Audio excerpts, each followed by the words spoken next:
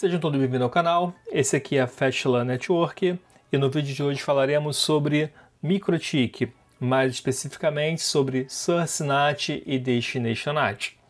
Antes de mais nada, se você não é inscrito no canal, peço que se inscreva, deixe um comentário que é muito importante pra gente, compartilhe o vídeo.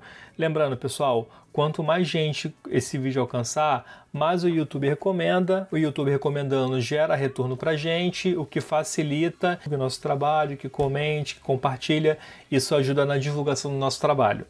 Sem mais delongas, vamos ao vídeo. Especificamente falaremos sobre DestinationNAT, que é o intuito do vídeo, mas para falar sobre DestinationNAT, a gente precisa falar sobre NAT.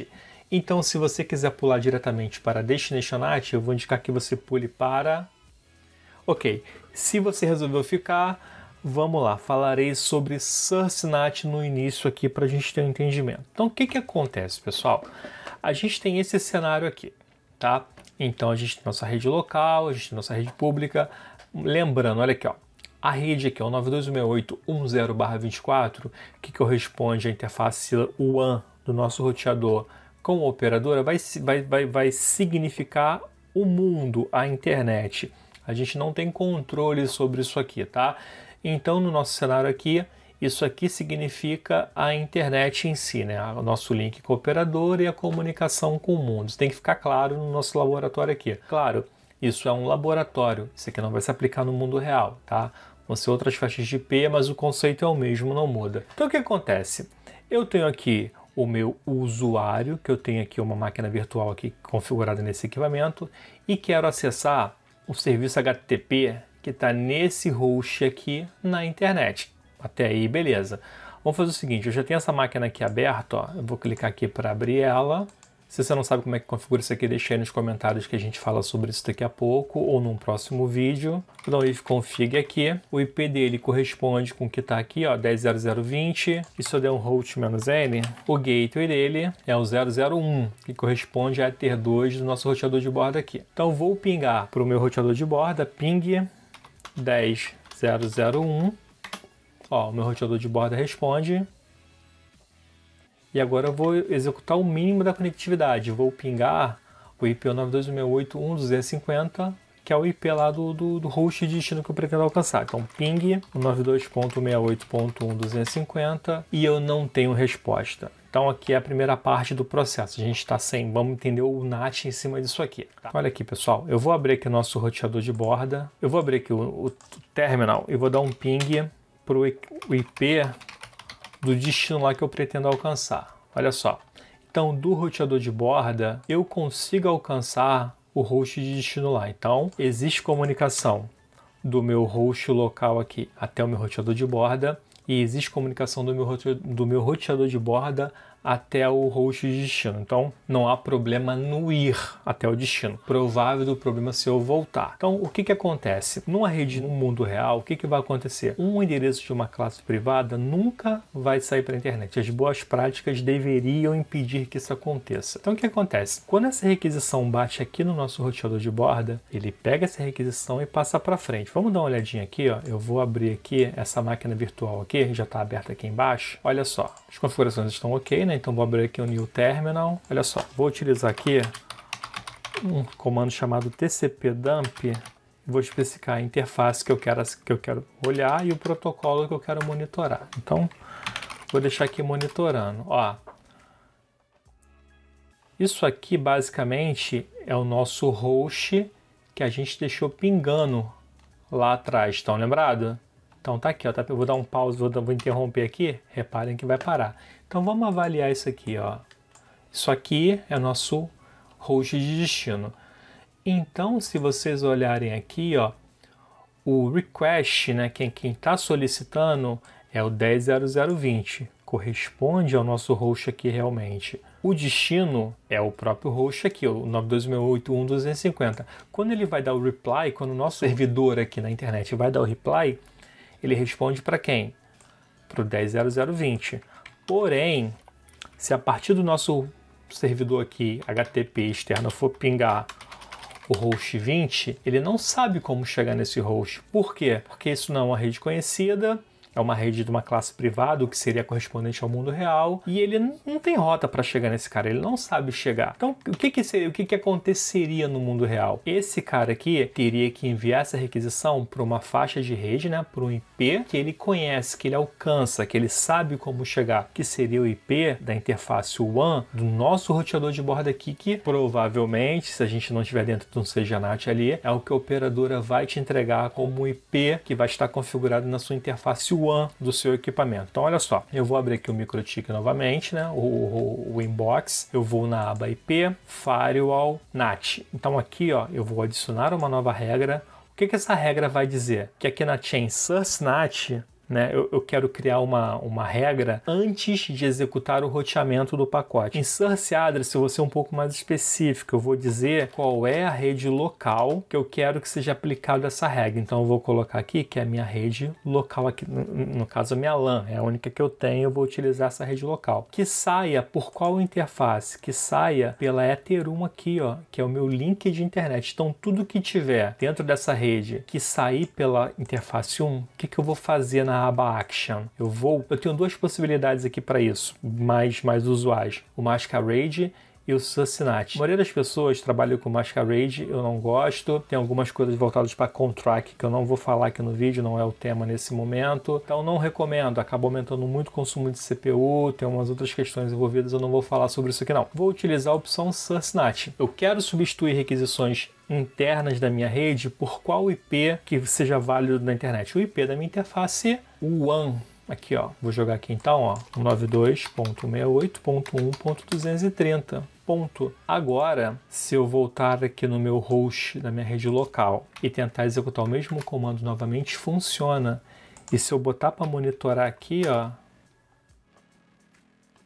vou parar aqui e vamos analisar aqui agora, olha só. A resposta agora, aqui ó, o request, né, quem está solicitando, chega de quem? O 92.168.1.230, que é justamente o IP dessa interface aqui. Então, na hora que o meu servidor externo responder, ele vai responder para quem? Aqui ó, a origem é ele mesmo, com reply, né, que é com reply para 192.168.1.230, que é justamente esse cara aqui que ele conhece, ele sabe como chegar. Então, quando a requisição aqui saiu da rede local, que chegou aqui no nosso roteador de borda, o roteador de borda olhou, colocou isso numa tabela, essa informação numa tabela, monitorou direitinho lá, guardou para quê? Para quando essa requisição que ele, roteador, vai colocar como sendo ele o host de origem que solicitou voltar, ele sabe para quem dentro da rede local dele ele tem que enviar. Então o NAT funciona nesse formato. Eu anoto a saída para na volta saber para quem enviar. Com isso a gente finaliza a sessão de NAT, que seria uma sessão introdutória para saber como funciona o Destination NAT. Então, se você aguentou a ansiedade e conseguiu chegar até aqui, agora eu vou falar sobre o Destination NAT e onde ele se aplica. Então vamos lá. Primeiro, onde ele se aplica. Bom, eu tenho esse cliente aqui, que no nosso caso eu vou simular sendo uma aba aqui do nosso próprio navegador, como se fosse uma máquina externa. Tem o meu roteador de borda e tenho esse serviço aqui, ó, na porta 80, dentro de um host interno aqui. Nesse caso aqui, exatamente é um MikroTik rodando dentro de um host. Então, pessoal, pensa assim. Eu tenho uma aplicação, por exemplo, eu posso ter aqui dentro da minha rede local um servidor VPN, eu posso ter um servidor para acesso remoto, né, um RDP do Windows, por exemplo, que é muito comum. Eu posso ter, no caso, jogos que dependem de configuração específica de portas para que a comunicação de um cliente na sua rede com um cliente numa outra rede funcione de forma adequada. Então, o Destination NAT vai fazer não a tradução, mas ele vai fazer o cara crachar para saber para quem dentro da sua rede local ele vai entregar. Isso explicado, vamos à aplicação então. Então eu vou voltar aqui para o meu MikroTik. Dentro da aba, novamente, IP Firewall NAT, venho aqui para adicionar uma nova regra. Na aba General, eu clico em Chain DST-NAT ou Destination NAT. Aqui eu vou ser bem específico com o que eu quero para gerar o mínimo possível de impacto e não ter riscos de segurança, de falhas de segurança. Vou especificar que o protocolo é o TCP. Eu poderia colocar o Destination NAT aqui como um endereço IP da minha interface WAN, não vou colocar nesse momento aqui, mas eu vou dizer o seguinte, olha só requisições que entrarem pela interface WAN. Então eu espero receber requisições vindas pela interface WAN, quer dizer, do mundo direto para minha rede local. Aqui, e vou dizer o seguinte, olha só, com qual porta de destino? Normalmente, nesse cara aqui vai ter configurado um monte de outras regras para um monte de outros serviços, então recomendo você utilizar uma porta alta aqui, por exemplo, vou dar aqui 80, 85, então tudo que chegar no meu roteador aqui com referência à porta 80, 85, protocolo TCP, o que eu vou fazer? Na aba Action, eu vou trocar aqui para Destination NAT, eu quero que você envie isso para dentro de um host dentro da minha rede local. Qual host? 10.0.0.10. Em qual porta? Aí sim eu vou jogar para a porta que eu defini como a porta default daquele serviço. No caso do HTTP, a porta default é a porta 80. Vou dar um apply, ok. Então olha só. Eu acho que antes eu não testei aqui a nossa rede local saindo para a internet fazendo um teste aqui, né? Eu vou até fazer isso agora. Pessoal, me desculpe, mas eu acabei esquecendo. Para o pessoal que viu a parte anterior de NAT, eu vou simular aqui o nosso host acessando a internet. Eu acabei esquecendo desse detalhe. Então, olha só, aqui nesse cara aqui eu tenho um serviço Apache rodando, então tem um HTTP lá rodando. Eu vou abrir aqui o nosso browser e vou fazer esse teste. Vou acessar a VIP mesmo, que é o que tem habilitado nesse momento, ó. Então, o meu cliente local aqui consegue acessar o serviço HTTP no mundo. Ele tem resposta e ele consegue acessar. Ficou faltando essa partezinha lá referente ao NAT, para quem viu, né? Então eu completei aqui agora. Isso aqui era coisa rápida, vamos voltar para cá. Então agora eu vou fazer o seguinte, eu estou aqui no mundo, esse cliente aqui vai significar o meu browser aqui, né, um cliente externo, acessando um recurso interno dentro da minha rede local aqui. Então o que eu vou fazer aqui? Eu vou abrir uma nova aba, 92.168.1.230, que é o IP da interface WAN do nosso equipamento. Ó, já deixei a porta aqui de um teste anterior que eu já havia feito, 8085, e vou dar um OK. Então ele abriu aqui o quê? Ele abriu a interface WAN, ele abriu o serviço HTTP que está configurado no nosso equipamento, ó, dentro do nosso host local aqui. Então quando essa requisição veio desse cliente aqui, bateu aqui no nosso roteador de borda na porta 8085, ele redirecionou, ele criou um redirecionamento de porta para o nosso host dentro da nossa rede local, né, que é o 10.0.0.10, com a porta de destino 10, como a gente pode ver aqui, ó. Com a porta de destino 10 não, com a porta de destino 80. Com isso, a comunicação de uma rede externa para um serviço dentro da minha rede local é facilitada e concluída. Isso garante que a comunicação ocorra. Como configuração extra aqui, eu vou mostrar mais uma regra de Destination NAT. Já vou deixar um questionamento para vocês, para ver se o pessoal entendeu e ver o que ficou voltando aqui. Pessoal, olha só. Pense o seguinte agora, uma questão muito comum aí que eu vejo muita gente fazendo na internet, que dá muito problema. Olha só, pensa agora que isso aqui é um Windows Server aqui, ó, dentro da minha rede local, e eu preciso acessar a seção, né, o RDP, né, o Remote Desktop Protocol. É isso, Remote Desktop Protocol. Eu preciso acessar da rede externa aqui esse serviço dentro da minha rede local. Se eu não me engano, a porta default desse cara é o 3389 TCP. Eu estou no mundo e quero acessar esse serviço, que é um serviço para acesso remoto. Então eu venho aqui em IP, Firewall, NAT, adiciono Chain Destination NAT, destino não vou colocar nenhum, protocolo TCP, porta de destino 3389, que entre pela interface WAN e a ação vai ser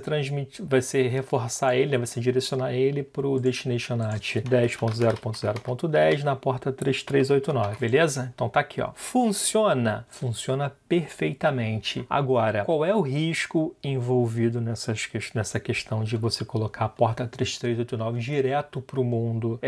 Se alguém sabe, se alguém lembra disso, por favor, deixa nos comentários aí. Isso aqui é uma prática muito comum mesmo e acaba impactando diretamente na operação e problemas, já fica a dica, problemas em geral começam a acontecer quando a pessoa faz isso aqui, deixa a porta 3389 de cara para o mundo. Então, se você sabe do que eu estou falando, deixa aí nos comentários, talvez a gente traga um vídeo falando sobre isso no futuro, não posso garantir, mas se você sabe do que se trata, deixa o seu comentário aí que vai ser importante pra gente, pessoal. Muito obrigado, se você chegou até aqui, agradeço enormemente. Se você ainda não é inscrito no nosso canal, se inscreve, deixa um comentário, ajuda bastante, compartilha o vídeo, deixa aquele like, ativa o sininho para que a gente tenha um retorno bacana disso. Se você também quiser deixar no comentário alguma experiência que você teve com direcionamento de portas que não teve sucesso. Eu não cheguei a falar aqui sobre CGNAT, vou deixar linkado aqui nos cards um vídeo falando sobre, mas CGNAT não é que é um complicador, ele acaba impedindo que você tenha um acesso garantido fim a fim entre dois dispositivos. Então é importante se atentar sobre se sua operadora está te colocando. Pessoal, aqui no finalzinho do vídeo a gente teve um probleminha de edição, mas só para complementar, só explicando que o CGNAT é um complicador na comunicação fim a fim e que isso fica para uma próxima oportunidade. Agradeço a todos que chegaram até aqui, muito obrigado e até uma próxima oportunidade.